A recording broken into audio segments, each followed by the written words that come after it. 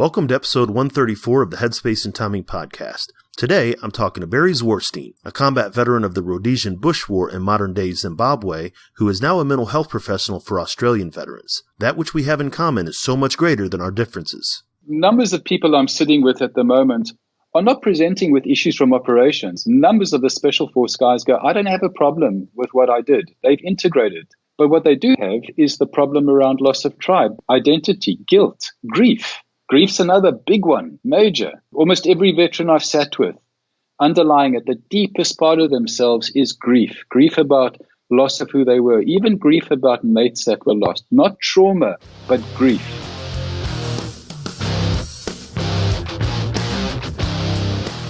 Welcome to the Headspace and Timing podcast, a show dedicated to breaking down the stereotypes around veteran mental health. My name is Dwayne France, and I'm a retired Army non-commissioned officer and a combat veteran of both Iraq and Afghanistan. After retiring from the Army, I took on a new mission as a clinical mental health counselor for my fellow service members.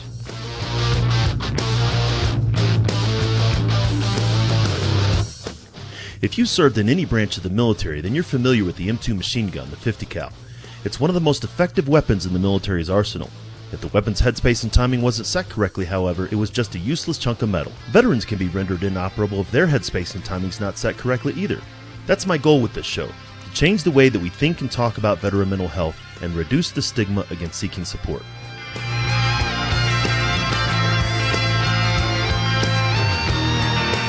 Each week, we'll talk with mental health professionals, veterans, and those who support service members, veterans, and their families. We're going to have real and honest conversations about a topic that most just don't like to talk about, veteran mental health. Let's jump into this week's conversation.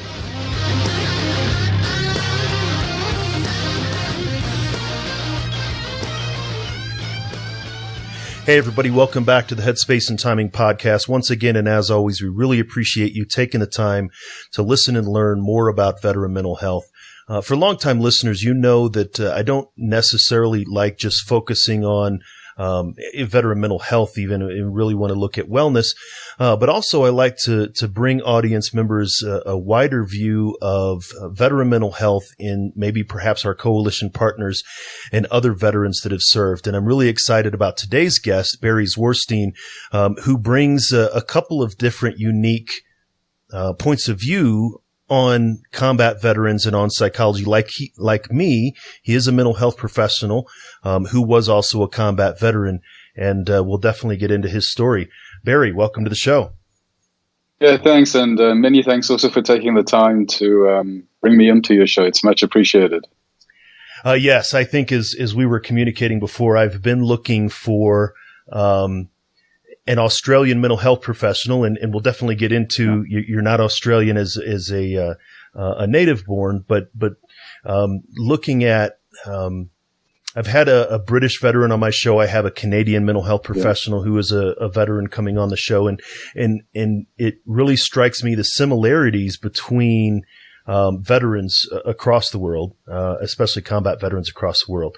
Before we get into that, though, I want to give you an opportunity to tell the audience a bit about yourself. Well, in a nutshell, I was born in what was called Southern Rhodesia in 1953. First generation born. Completed my schooling there, went to university, spent many years training as a teacher, which really was a big mistake. Wandered around the world, spent time in England and Israel, came to Australia in 1980, but eventually went back to South Africa and requalified in psychology. And when I arrived back in Australia in 2000 as a citizen, I then approached Veteran Services and discovered that they had just got permission to contract external psychologists with what was then called the Vietnam Veterans Counseling Services, which is now called Open Arms. And so for the past 16, 17 years, I've had a very exciting, dynamic journey with working with veterans. So moved around through lots of professions, lots of countries, but I've arrived at a place where I do the two things I love. I work in a school during the day as a psychologist and head of learning support and second languages. And in the evening, I contract with Open Arms and have seen people from World War II to current serving and had the most incredible experiences sitting with extraordinary human beings. And this is, it would be interesting for me to hear how the Australian Vietnam veterans were received as they returned home compared to, I'm sure, as you're familiar with how U.S. Vietnam veterans were received. Of course, there were Australian veterans in Vietnam, or Australian service members in Vietnam in smaller numbers. But what was that like as you began as a mental health professional? PTSD was just becoming a thing. Yeah, look, PTSD was still just becoming a thing. I think the modalities of working with them was still quite narrow. I mean, 16 years later, and the understanding around neuroplasticity, the brain, more body-up approaches, and by that I mean we start to look at trauma within the body and the modalities around brain and body-based tools that can support veterans. A lot of that just simply wasn't present many years ago.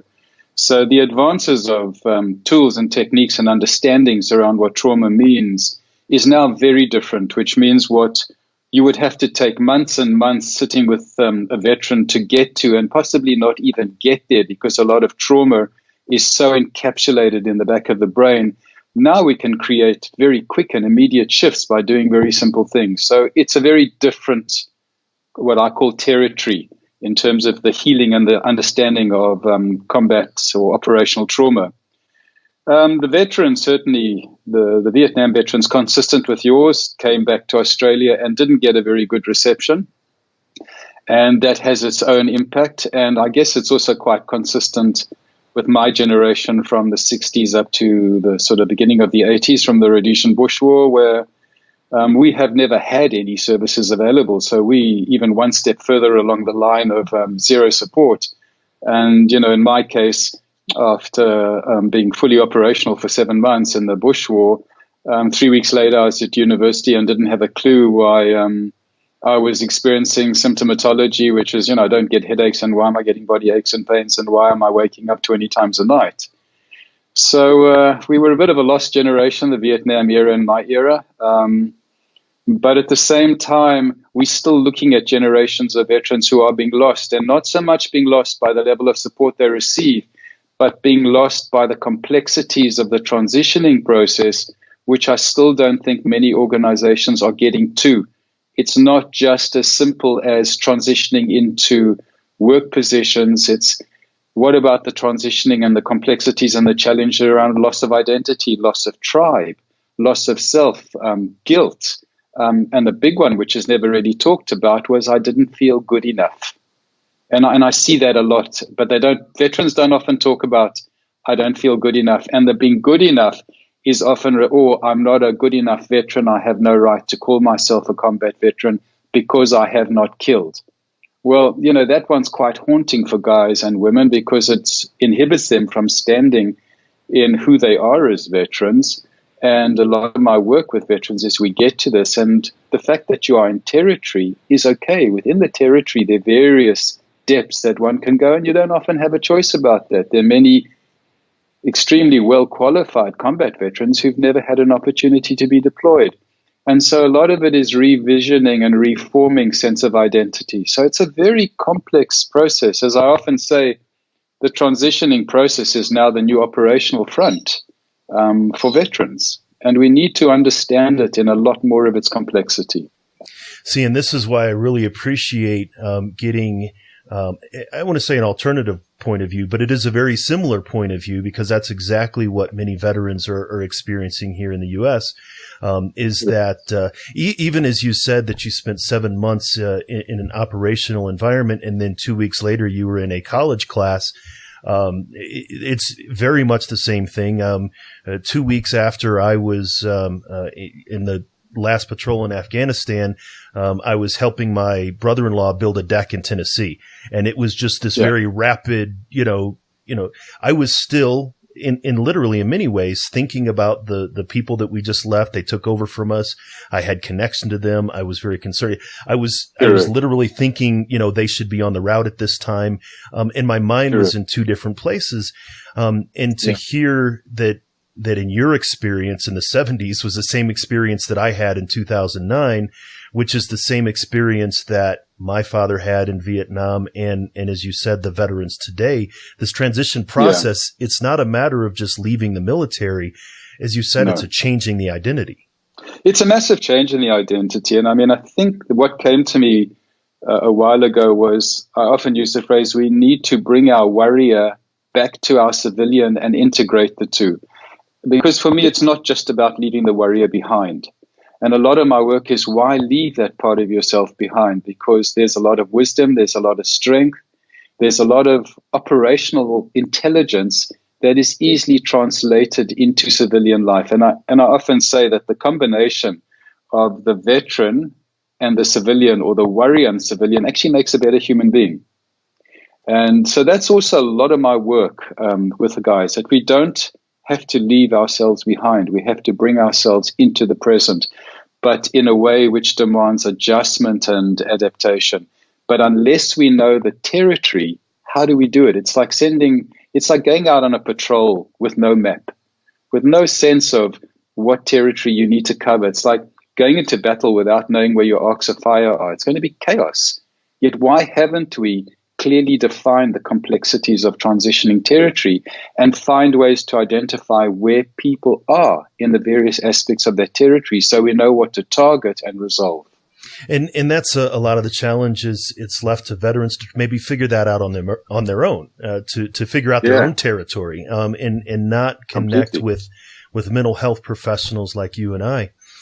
You had mentioned earlier about this idea with Australian veterans and guilt, and I'm not good enough. And I'd heard this. Actually, we had Dr. Ed Tick was on the show, and he said that in Australia, not all service members consider themselves veterans. Not all former service members consider themselves veterans. Yes. Only those that were deployed to combat consider themselves or are considered veterans, while those who didn't deploy to combat are just former servicemen. There's a distinction there. Is that correct? Yeah, I think there is. I mean, I think it has various layers. So the one is operational and involved in many contacts, operational involved in contacts and visibly having an experience of killing someone. The other one is being in an operational zone but having very little contacts, but maybe being involved in an administrative sector. So it goes in various levels. And I think the thing we always have to watch out for is the concept of shame. Mm-hmm. Because when we don't feel good enough, we feel shamed. And that shame can haunt you till your dying day.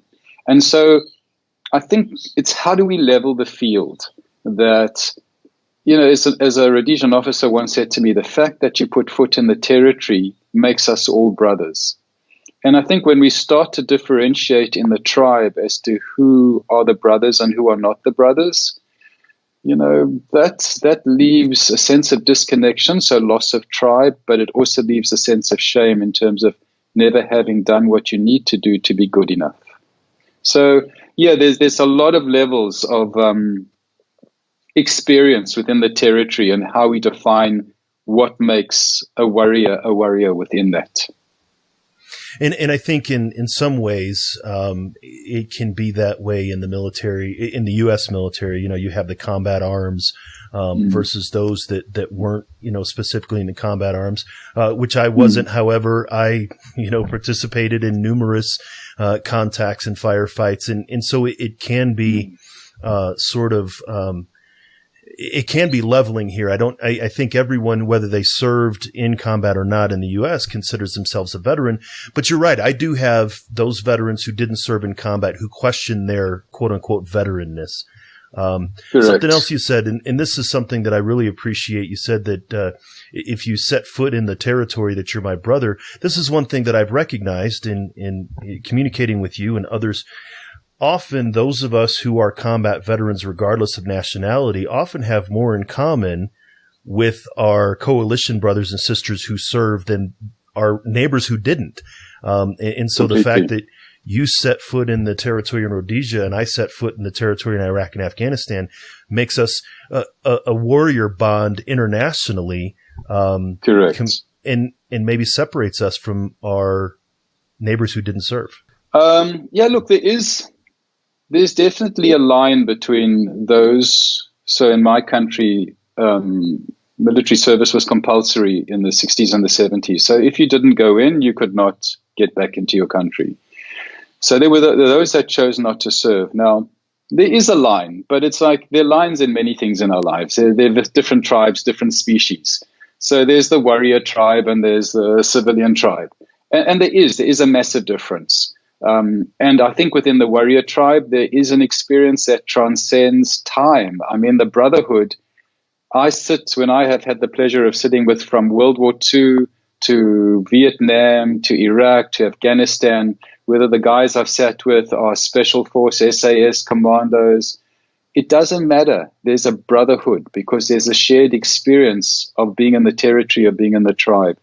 And there's something unique that separates, I think, us out from civilians. And I don't say that in a judgmental way. It's just a statement of experience. And, even in my case, my private practice outside of my school is solely based on referrals from Open Arms. I only work with veterans. And the question is why? Well, it's not as simple as just my expertise, but I sit with men and women that there is an understanding. They changed my life. I changed their lives. I find it a lot more complex to work with civilians because I understand the people I sit with intuitively. So, yeah, there's a difference, and aren't differences amazing? They're wonderful. So, yeah, you're right. There's a difference. And I appreciate that. As I was going through my training as a professional counselor, I was working with an organization, and they said, we have a client for you, and it's a 16-year-old boy. I was like, I don't think so, right?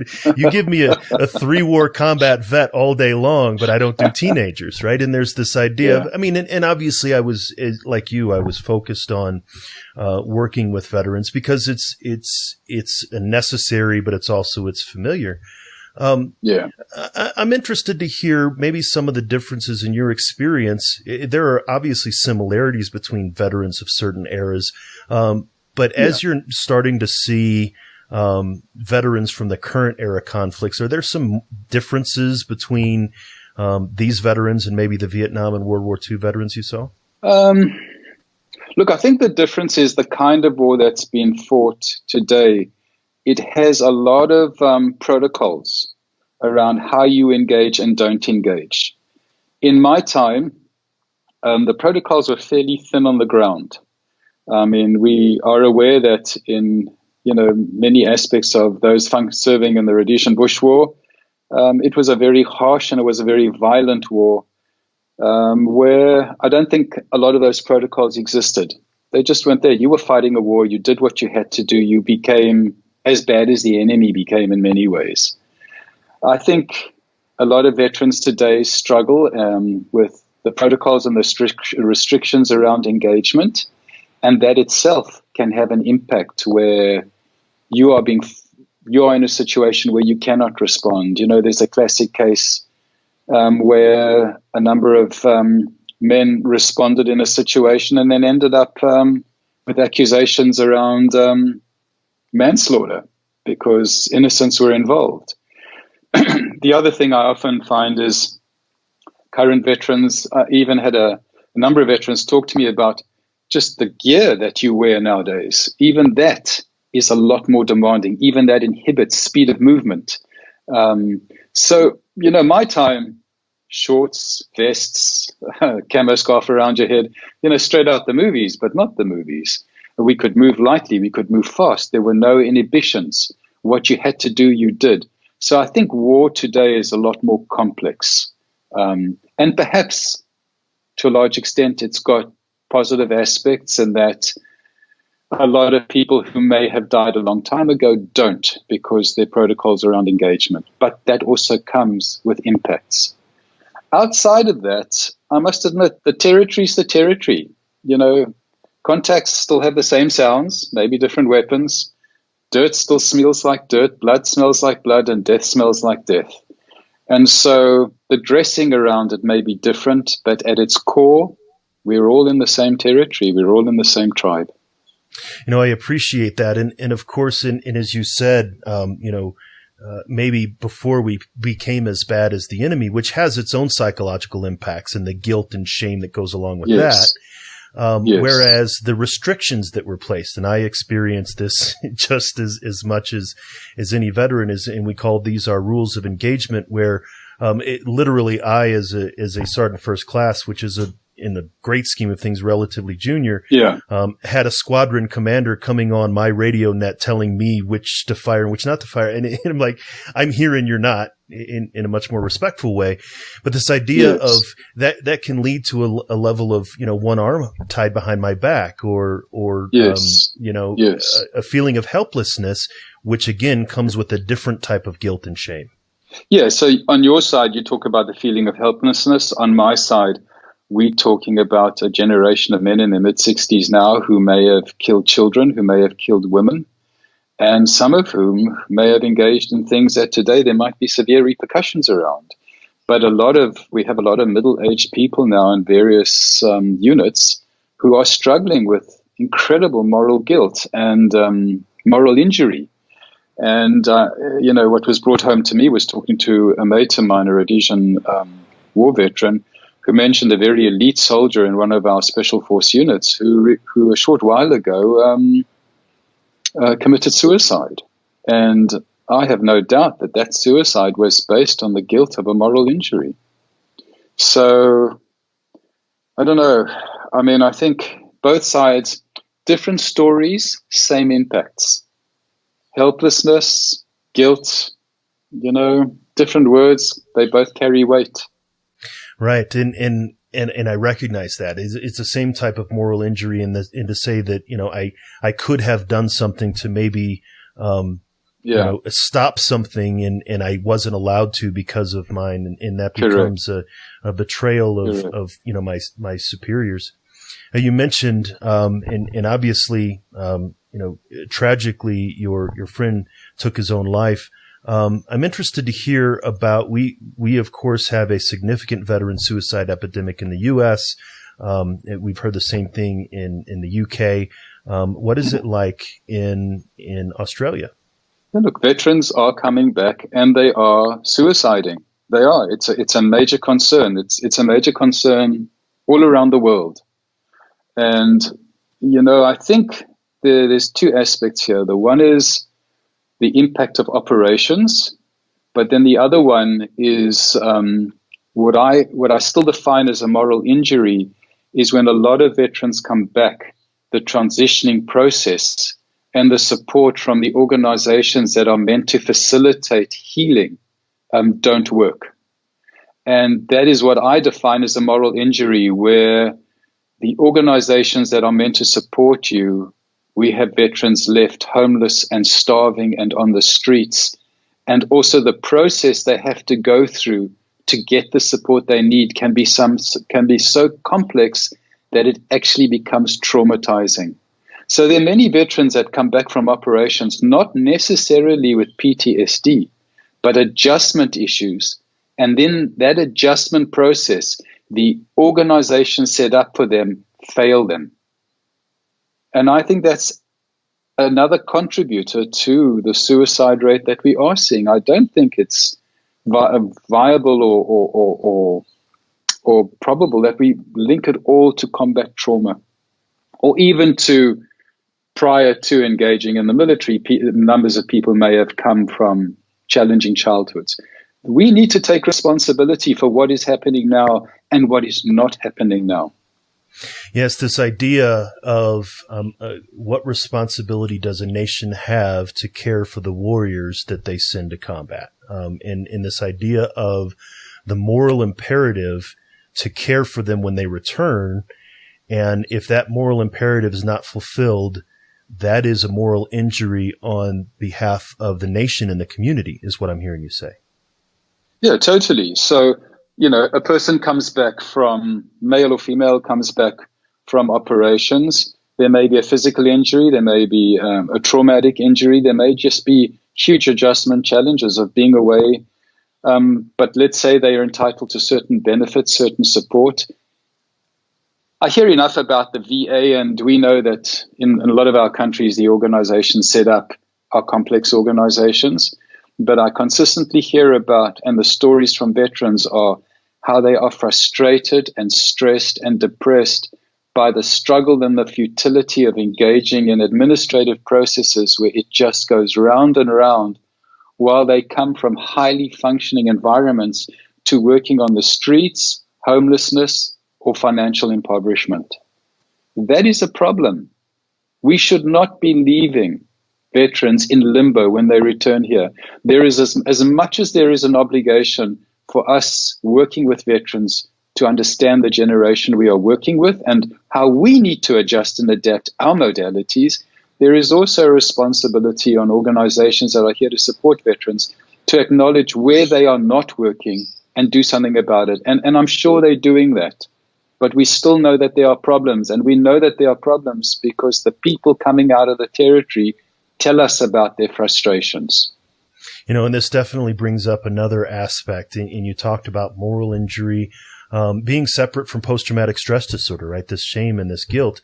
But also there's a measure, and I've witnessed this, and you can definitely correct me if you don't see this in Australian veterans or experience this yourself, is that when we leave the military, we have to figure out how to meet our needs in new ways that we're not familiar with, right? When I came to my base in Colorado, the Army gave me a set of keys to housing. Here's the place where you're going to live and your family's going to stay. And when we decided to not live there, they gave us money to purchase, so all of these things, as you're talking about, is homelessness and joblessness, which is, obviously not just limited to the veteran population.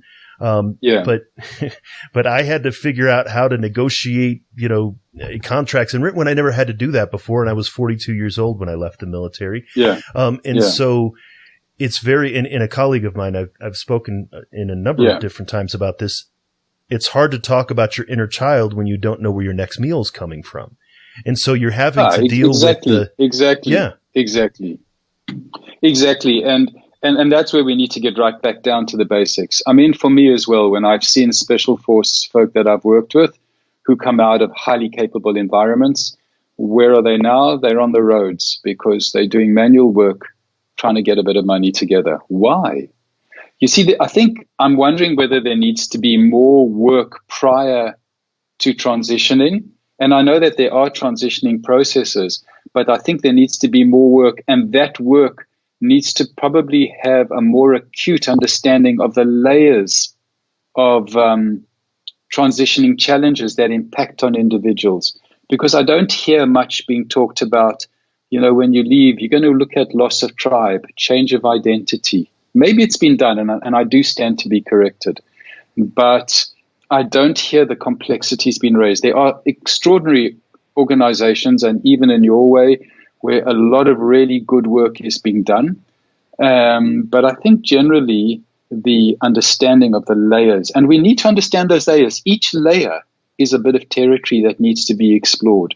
And they may very well be territories that guys are not too quick to talk about. As we talked about, guilt, loss of self, loss of tribe.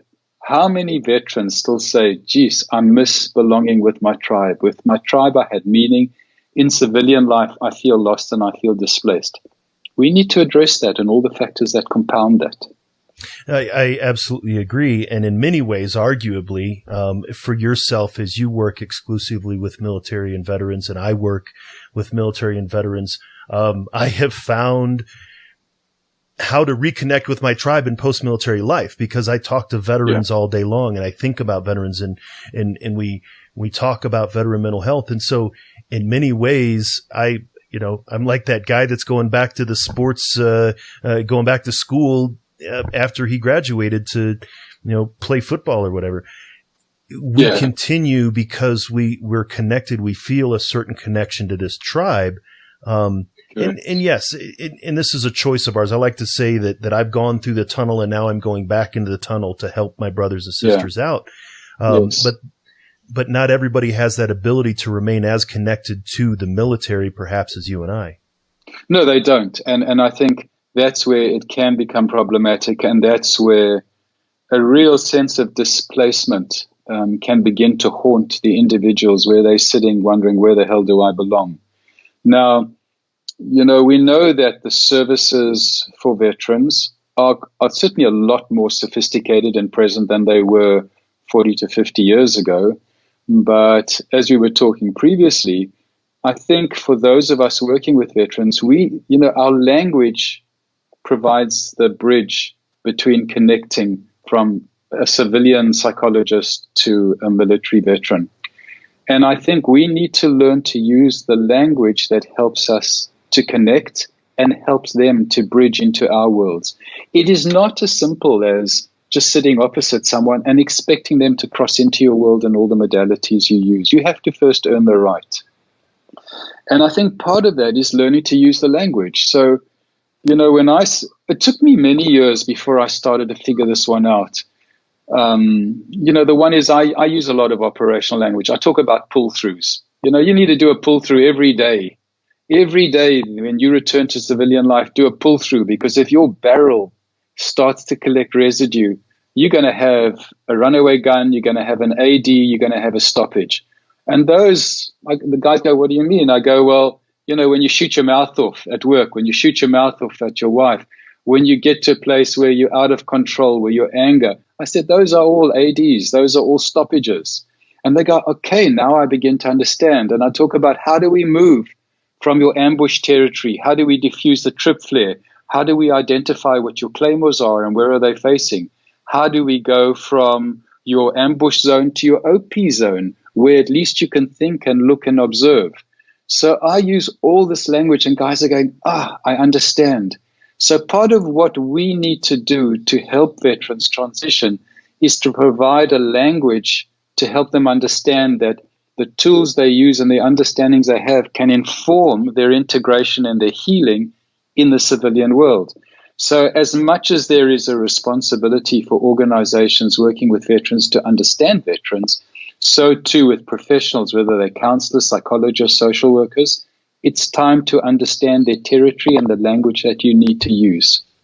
No, I really appreciate that. And we were talking about this before we started recording, the idea of we as the mental health professional community, we know what works, right? If a veteran comes into your office and my office with pure 100% not complicated post-traumatic stress disorder, we know what to use to help that veteran process those memories and get beyond these trigger points. Same thing with addictions and in many ways emerging into now we know what works with moral injury and this lack of purpose and meaning, which has been around for many years, but somehow we lose the ability to translate that into language that is accessible to veterans. That's what you were talking about. And that's the big thing I'm really on about nowadays is there is a language. I know when I spoke to the SEAL team organization, to Mike in America, they are already using the language. He was saying, wow, everything you're using, we're using. So it's there. Now we need to gather that, and it needs to be included in the training with anybody who thinks they want to work with veterans. I have seen situations where I had a veteran come to see me and I said, I believe you were seeing someone else. And he went, yep. And I said, so what happened? He said, I walked into the room, I sat down. The psychologist said to me, that's my chair. He said, I need to sit there. The individual said, no, you need to sit in this chair. He walked out the room. Why? Because we're not tracking that some of these individuals do need to face the door. So it's little things. And also, when I used to talk about in the early days, well, guys, we're going to do some breathing and mindfulness-based stuff. It was like, come on. The 70s are long over. What breathing? Mindful meditation. But when I talk about the territory of neuroscience, when I talk about the back of the brain being the ambush zone, the front of the brain being the OP zone, when I talk about, as I said to you, pull-throughs, when I start using their language, like, right, guys, you're in an ambush zone at the moment. Let's look at your protocols. What did you do when you're in ambush zones? When I've had guys who shoot their mouths off at their wives, I go, tell me, when you're on operation, you're walking through a village, an old woman shoots her mouth off at you. Do you react? They go, no, of course not. I go, so at home, you're with a civilian who's your wife and you react. How does that feel? And they go, okay, I get it. So we need to bridge territories. Now, I don't accept that we need to be veterans to understand this language. We when we began studying, we were civilians. We weren't psychologists. We learned the language of psychology. We learned the language of healing and managing trauma. So why can we not learn the language that comes from the territory and include that? The second thing I think, which is also important for me, is in operations, we know that we have a number of tools at our disposal, and we will use them depending on the demands of the territory we're operating in at that point in time. So why are so many psychologists and professionals got a toolbox of one or two evidence-based modalities? Why? Are we going to squeeze every veteran into our one or two modalities when maybe they are not appropriate? And so part of our challenge is to begin to move well beyond what we come away with and have more tools in our toolbox. You know, a big change for me was reading the book, The Body Keeps a Score by Bessel van der Kolk. And, you know, I looked at a lot of those modalities and I went spot on. Now, some of them may not be evidence-based. Well, you know, the evidence-based way of operating many years ago was to get out the trench in the long line and move forward. It doesn't work. And so why are we still stuck when there are so many things that might not have had the finances to reach evidence-based recognition, but if they do no harm and if there's enough evidence already to show that they impact well, why can we not learn to use those as well? So, you know, operations is thinking beyond the square. Working with veterans demands we think beyond the square as well, because what we do needs to fit and who we are needs to fit. No, I think you're exactly right. And again, as you, yes, the evidence-based practices, if they're needed and if they're required, then absolutely we use them. If that's the case. Yeah. But this idea of trauma is trauma, and we hear this kind of thing is that, well, PTSD in a combat PTSD is similar to, neurologically is similar to, you know, vehicle accidents or things like that. But the other things that you're talking about, this loss of identity and the moral injury and the things we tell ourselves and learning how to make, you know, meet new needs in old ways, all of these things, impact us and make veteran mental health uniquely different than, say, someone who's suffering from PTSD from a single vehicle accident. Completely. And if you think about it, numbers of people I'm sitting with at the moment are not presenting with issues from operations. Numbers of the special force guys go, I don't have a problem with what I did. They've integrated. But what they do have is the problem around loss of tribe, the things you've just mentioned, identity, guilt, grief. Grief's another big one, major.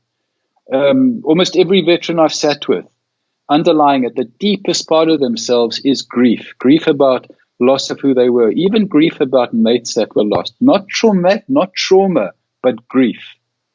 Now, we need to get to those. We need to create room for those to come up and acknowledge them, which means we need to be attuned to the possibility that the person sitting opposite us may not just necessarily be coping with PTSD or trauma. In fact, it may not even exist. But there, as you said, there are still a number of more subtle factors that are upregulating and in themselves are quite traumatic because of displacement or a lot of emotion that's sitting under the surface. Now, and to validate that, from my point of view, of the number of veterans that I'm seeing or have seen over the past 5 years, not all of them are dealing with PTSD because we know it's not ubiquitous. It's, you know, in the high end, it's 30%, they say, or so. But every single veteran that I have worked with, or nearly 100%, as close to be as could be, are struggling with the loss of purpose and meaning in their post-military life, right? How do I find something in my life that was as meaningful to me? And we have this entire branch of psychology called existentialism that can help us, help these veterans find something in their post-military life like that. Correct. And I think you're spot on. I mean, we need to support veterans to find meaning. We do. Because that meaning is not just going to be handed over. There's too much of a gap between the operational territory and the civilian territory. There are things that need to be built in slowly.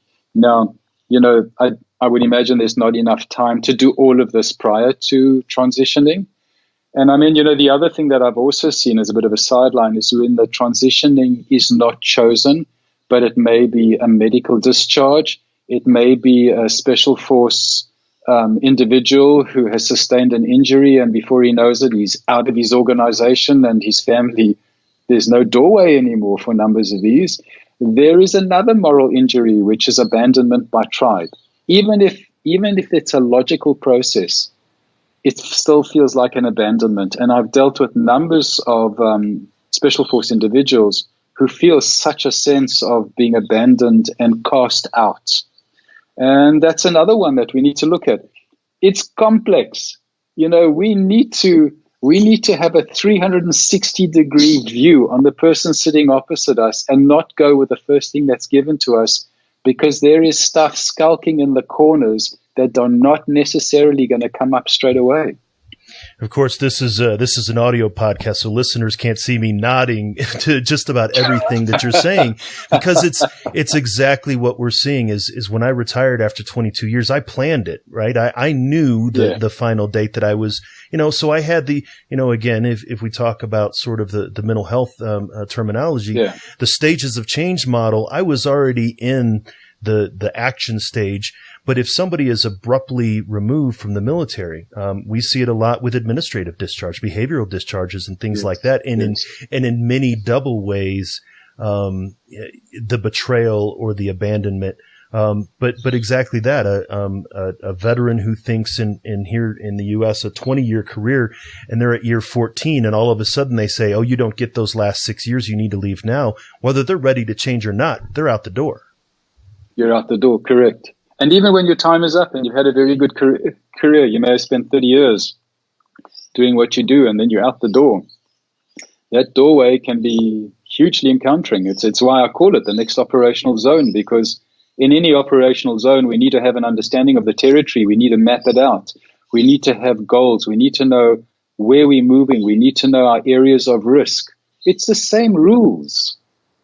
The rules of engagement apply in operations as they do in civilian life. So, don't know, it's a challenge. It is. And I appreciate, and going back to something you said earlier, I wanted to touch on this because it applies to your book. You said that one of the things when you're talking about using operational language is a veteran has to figure out which way their Claymore is facing, which that's actually the name of your book. Which way is your Claymore facing? An operational manual for veterans. And so and while I saw it and I was like, that's it, that's spot on. Much like, the response to headspace and timing for our 50 cal.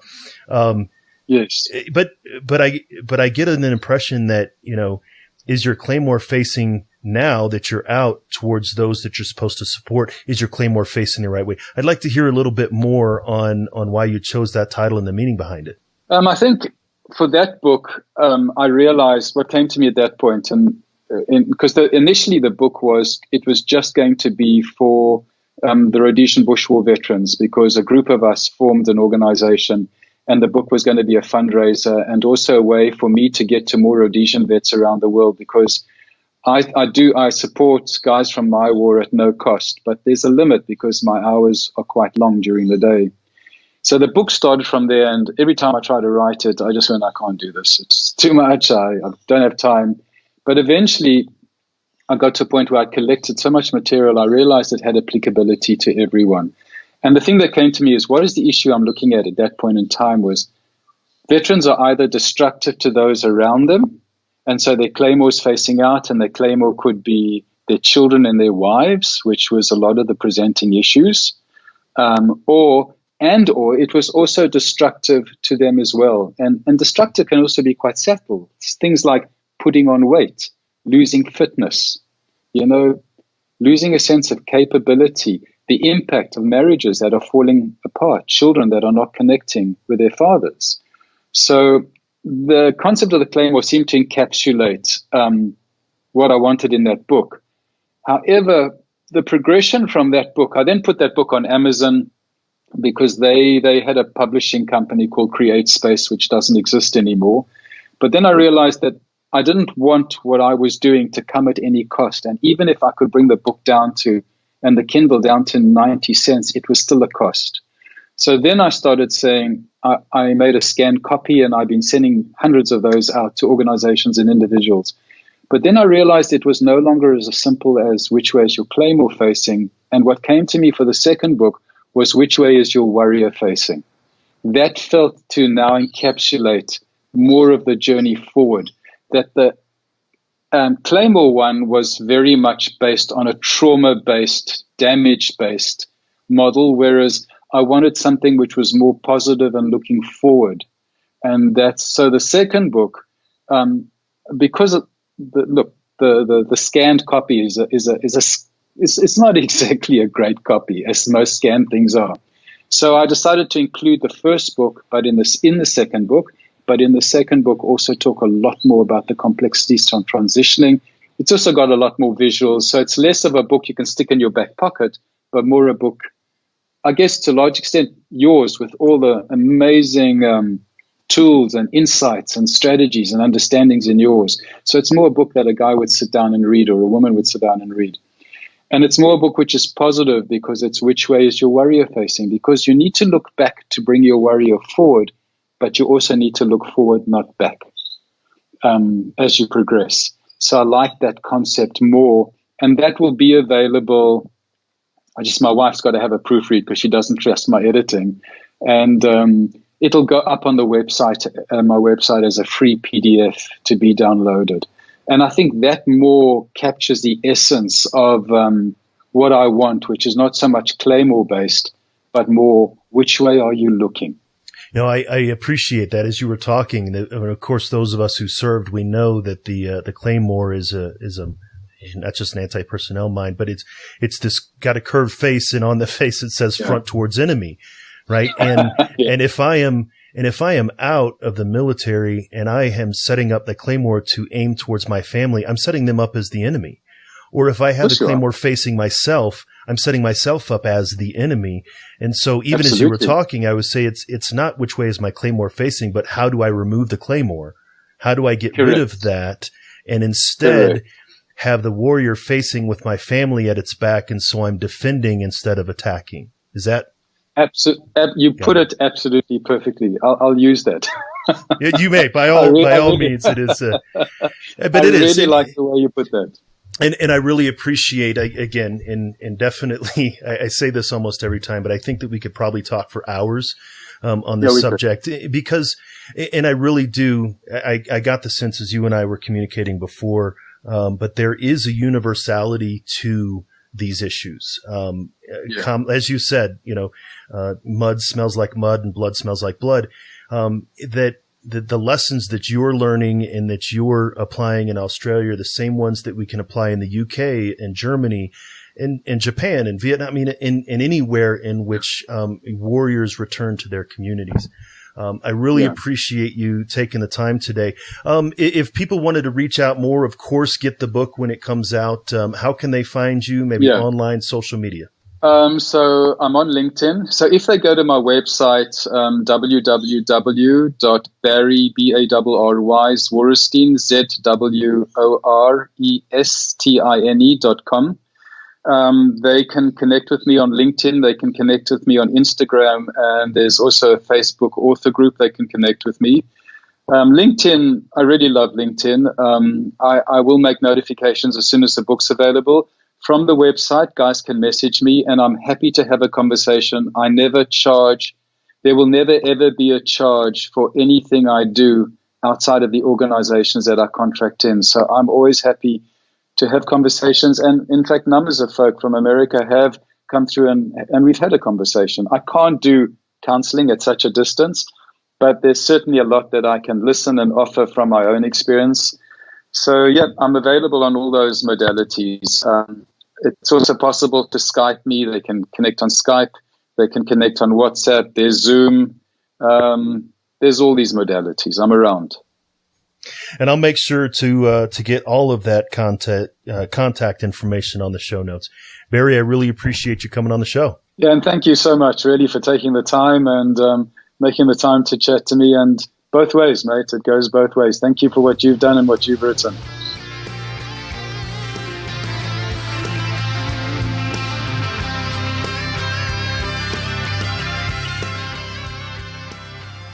You're listening to Headspace and Timing, where we're trying to change the way that we think and talk about veteran mental health.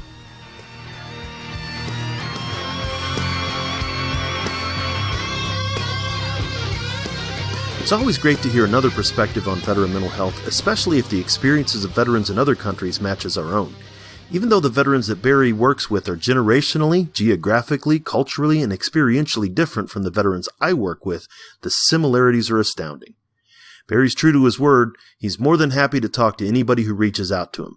Make sure to find his information in the show notes and mention that you heard about him from this podcast. He'll get a kick out of that, and so will I. Thanks for taking the time to listen. If you want to find the show notes for this episode, go to veteranmentalhealth.com/HST134. If you want to show the support for the work that we're doing, make sure to subscribe on your podcast player of choice. We're always looking for guests, either veterans or those who support them. You can drop me a line at info@veteranmentalhealth.com to recommend guests, or you can go to veteranmentalhealth.com/guest to fill out a suggestion or request. Just a reminder that the guests and information in this show are for educational purposes only and not meant to be considered professional advice. I am a therapist, but I'm not your therapist. If something you've heard makes you think that you should talk to somebody, then reach out to do so. I'd like to thank Doc Todd for giving us permission to use his track Not Alone from his album Combat Medicine. Doc's trying to bring the discussion about veteran mental health out of the darkness, and you can see all of his work at therealdoctodd.com. Make sure to join us for the next episode. Hit subscribe on your podcast player so you don't miss it. Until then, remember, veterans, you're not alone. Ever.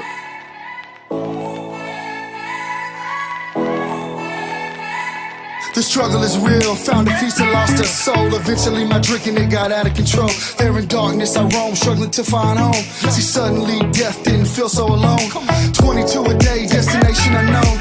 It could have been avoided if you picked up the phone, but now you're gone, so I guess all we get is the tone. Nothing but bone weeds, overgrown, pushing up stones. I've triumphed over enemies, co-created enemies. Broke out facilities that tried to put an end to me. R.I.P. I'd rather grind in tranquility. Authentic tendency, embrace my ability.